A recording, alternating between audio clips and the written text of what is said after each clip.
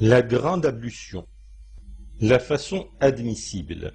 Les obligations fondamentales du lavage rituel sont l'intention de se démettre de l'état de pollution, se laver entièrement de la tête aux pieds. La façon idéale de faire la grande ablution.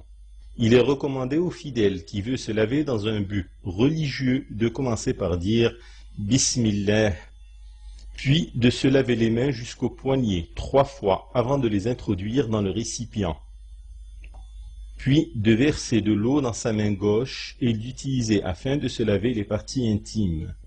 Il serait bon ici d'utiliser du savon pour se nettoyer plus efficacement.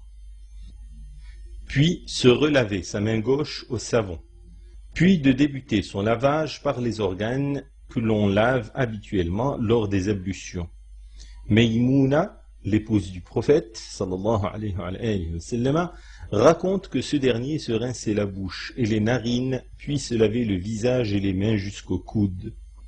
Puis, lorsqu'il arrivait à la tête, il ne l'essuyait pas, mais la lavait à l'eau. Aïcha dit qu'il imprégnait ses doigts dans le récipient d'eau, puis les faisait pénétrer dans sa chevelure jusqu'à ce que l'eau atteigne le cuir chevelu. Puis il versait l'eau sur tout son corps.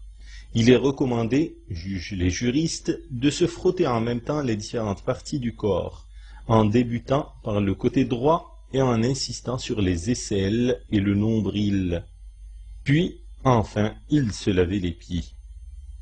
Les juristes estiment que si le fidèle a déjà lavé ses pieds au cours des ablutions préalables, alors il ne lui est plus recommandé de les laver après, sauf si le sol est boueux ou sale. Il serait souhaitable, en fin de lavage, de faire une des prières invocations des ablutions.